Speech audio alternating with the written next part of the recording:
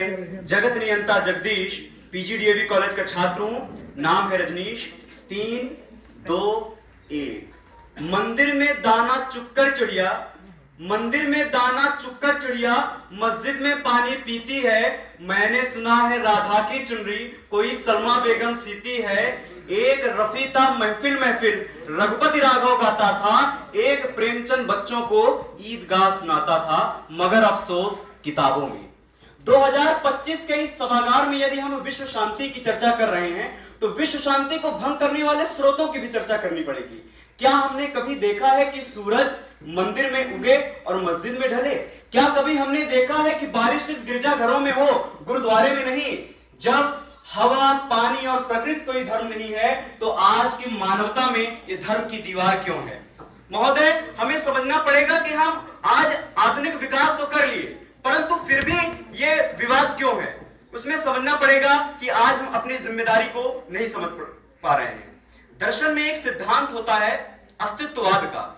अस्तित्ववाद के सिद्धांत की जब हम चर्चा करते हैं, सार्त्र ने कहा था कि मनुष्य स्वतंत्र रूप से पैदा होता है लेकिन कई जड़ों से जकड़ा हुआ होता है। ये धर्म कैसा? जब धर्म को हम एक चट्टानी इकाई के रूप में देखेंगे तो कोई विवाद नहीं होगा।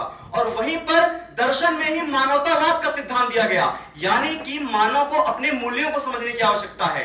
कोई भी धर्म कभी भी मानवता के खिलाफ कोई भी बात नहीं देता। हमें समझने की आवश्यकता है कि सभी धर्मों को हम एक समान रूप से देखें।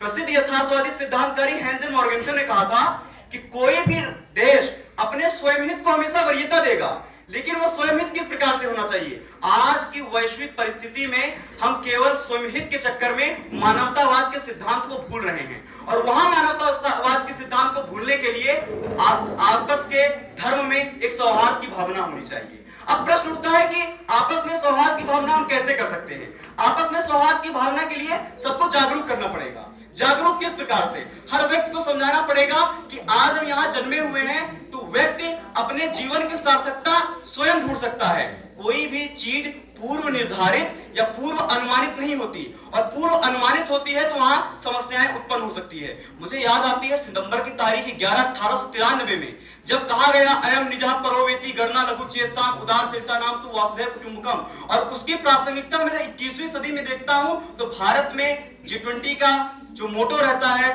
वो एक फैमिली की बात करता है। तो भारत की जब देश की बात करते हैं, जहां पर सिख प्रथा में हम देख सकते हैं कि लंगर की प्रथा है, जहां किसी भी धर्म को भेदभाव किए बिना वहां पर सेवा की जाती है। जब हम सेवा परमो धर्म की संस्कृति को आपस में बात कर रहे हैं तो हमें समझना पड़ेगा कि विश्व आबादी का 1/8000 करोड़ या 1/800 करोड़ आबादी मैं हूं, तो मेरी भी उतनी जिम्मेदारी बनती है। विश्व शांति तब तक नहीं आ सकती जब हर व्यक्ति अपने अंदर के आपसी स्वभाव को समझेगा नहीं। अंत में इतना ही कहूंगा, जब नाश मनुष्य पर छाता है, पहले विवेक मर जाता है। उस विवेक को लाने का काम आपसी सौहार्द करेगा, तभी हम कह सकते हैं कि आपसी सौहार्द से विश्व शांति आ सकती है। बहुत बहुत आभार।